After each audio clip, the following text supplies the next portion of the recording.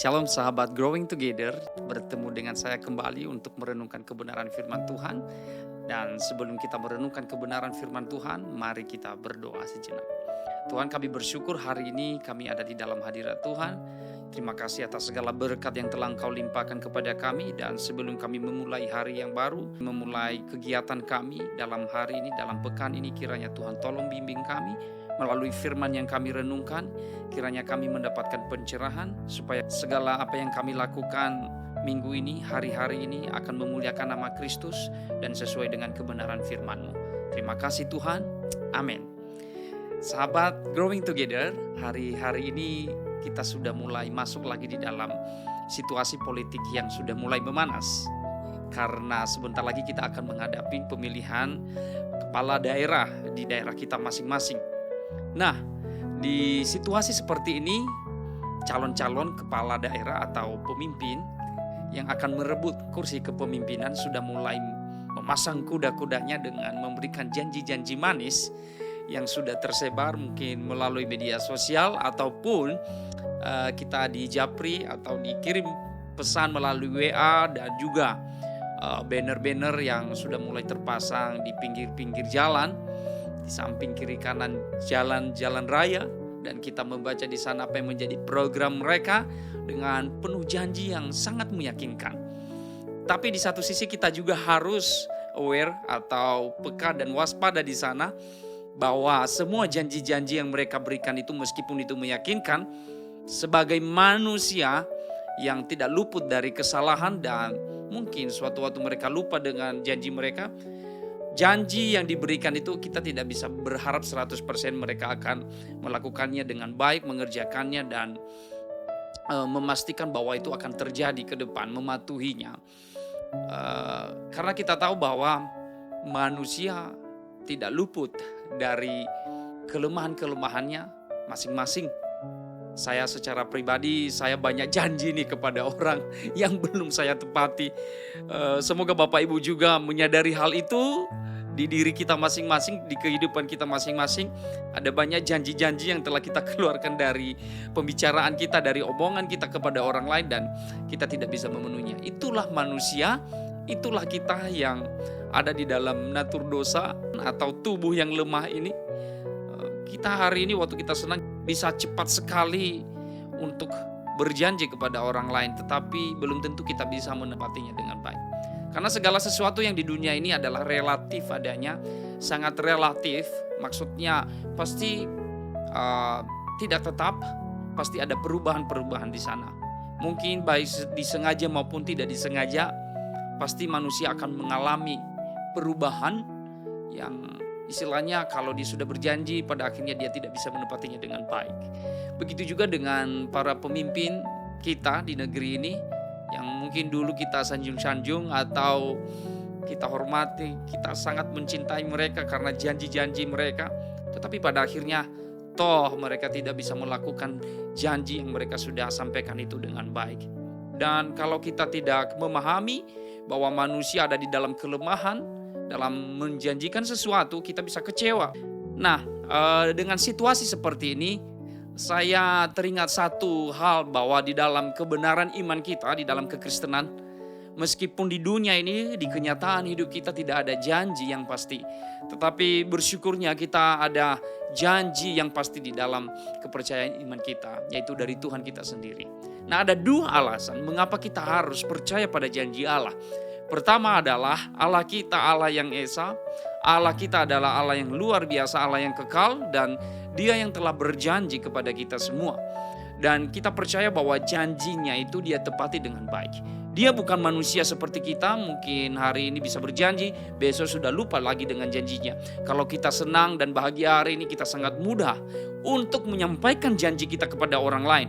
Tapi waktu kita besok mungkin mengalami kesusahan, dan kita tidak bisa menepati janji kita di sana, kita bahkan lupa dengan apa yang kita janjikan sendiri. Tetapi Tuhan kita, Dia adalah Tuhan yang sempurna, Allah yang sempurna, pribadi yang setia. Dia tidak pernah lupa dengan janjinya dan Dia menepatinya. Nah, ada satu firman Tuhan, bagian firman Tuhan yang akan saya bacakan kepada kita di dalam Ulangan pasal 7 ayat 9, demikianlah firman Tuhan. Sebab itu haruslah kau ketahui bahwa Tuhan Allahmu, dialah Allah yang setia, yang memegang perjanjian dan kasih setianya terhadap orang yang kasih kepadanya dan berpegang pada perintahnya sampai kepada beribu-ribu keturunan. Sahabatku yang terkasih, janji Tuhan kepada umatnya tidak akan pernah hilang. Tidak akan pernah dibatasi oleh apapun. Janji Tuhan pasti ya dan amin. Karena yang berjanji bukan manusia, tetapi Allah sendiri di dalam kekekalannya, di dalam kesempurnaannya, dia berjanji kepada umatnya yang dicintainya bahwa segala janji yang dia berikan itu akan tergenapi. Nah, janji yang paling pertama yang dia berikan adalah janji keselamatan atas hidup kita. Janji keselamatan untuk kebaikan kita. Dulu kita adalah orang-orang yang ada di dalam lumpur dosa, di dalam kelemahan kita yang seharusnya orang binasa, tetapi setelah kita percaya kepada Dia berjanji bahwa penyertaannya, kasih setianya, pengampunan yang telah Dia berikan kepada kita itu tidak akan bisa digagalkan oleh apapun. Dan puji Tuhannya di dalam Timotius pasalnya yang kedua ayat yang ke-13 disebutkan, jika kita tidak setia, Dia tetap setia karena Dia tidak dapat menyangkal dirinya. Nah, sahabatku yang terkasih, ini menguatkan kita kembali bahwa janji Allah itu, Allah yang telah berjanji tidak akan pernah mengingkari perjanjiannya kepada umatnya. Karena Allah tidak bisa menyangkal dirinya sendiri setelah Dia berjanji. Dan Dia tidak akan pernah melupakan hal itu. Itulah Allah kita di dalam kekekalannya. Itu Allah kita di dalam kesempurnaannya. Dia sempurna di dalam segala hal, termasuk di dalam hal berjanji. Jadi taruhlah harapanmu kepada Tuhan. Jangan taruhlah harapanmu kepada manusia atau kepada pemimpin yang sedang memimpin kita hari ini atau pemimpin yang akan kita pilih ke depan. Karena belum tentu mereka akan bisa menepati janjinya. Bahkan termasuk kepada pasangan hidup kita, orang yang kita kenal saat ini, yang ada di sekitar kita saat ini, yang mungkin sudah pernah berjanji akan menolong, membantu kita. Karena apa? Suatu waktu mereka bisa berubah. Karena keadaan bisa merubah. Posisi hidup kita bisa berubah. Ataupun pergumulan hidup kita bisa mengubah apa yang akan kita janjikan kepada orang lain. Begitu juga orang lain yang berjanji kepada kita. Nah, tidak ada yang sempurna di dunia ini, termasuk para pemimpin yang akan memimpin kita ke depan, 5 tahun ke depan, belum tentu janji yang mereka janjikan hari-hari ini akan terlaksana dengan baik. Nah, supaya kita tidak kecewa di sana, jangan terlalu menaruh harapan di sana. Lebih baik kita melihat kebenaran firman Tuhan, lebih baik kita masuk di dalam perenungan firman Tuhan. Ada satu janji yang luar biasa, bahwa janji keselamatan itu telah diberikan kepada kita. Itu hal yang pertama, kenapa kita harus percaya bahwa janji Tuhan adalah janji yang harus kita pegang dalam hidup kita. Kita percaya dalam hidup kita. Nah, hal yang kedua, mengapa kita harus berpegang pada janji Allah? Karena Allah bukan hanya berjanji saja, tetapi sebenarnya Dia sudah melaksanakan janjinya dalam hidup kita. Lewat apa?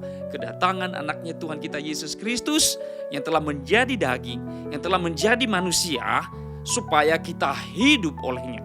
Dia memberikan nyawanya di atas kayu salib. Itu adalah penggenapan janji Allah yang luar biasa. Jadi Bapak Ibu Saudara yang terkasih, apa yang kau takutkan untuk tetap berharap kepada Dia, pegang janjinya. Allah kita bukan hanya berjanji secara tulisan, secara simbolis saja, atau kita hanya mendengarkan bahwa Allah berjanji, tetapi Dia melakukan. Seharusnya dengan melihat ini, kita semakin percaya kepada Dia, berserah, bersandar kepadanya. Mari peganglah apa yang telah dijanjikan Allah dalam hidup kita. Yang pertama keselamatan kita, dan yang kedua adalah penyertaannya yang sempurna. Dia berjanji waktu Dia meninggalkan murid-muridnya, Dia naik ke sorga, apa yang Dia katakan kepada para muridnya, aku akan menyertai engkau sampai akhir zaman. Luar biasa. Inilah alasan kita mengapa kita berpegang dan harus berpegang pada janji Allah. Karena di dunia ini tidak ada janji yang sempurna, tetapi di dalam firman Tuhan, di dalam Kristus, kita memiliki pengharapan yang teguh akan janji yang sempurna itu akan nyata dalam hidup kita. Selamat bergumul, pegang janji Allah bahwa penyertaannya sempurna atas hidupmu dan saya, dan Dia tetap ada bersama dengan kita di dalam lembah kekelaman, di dalam kenyamanan hidup kita. Waktu kita ada masalah, tidak ada masalah, Dia ada di sana menyertai hidup kita. Tuhan Yesus memberkati kita semua. Let's grow together, serve together, be fruitful. God bless you all.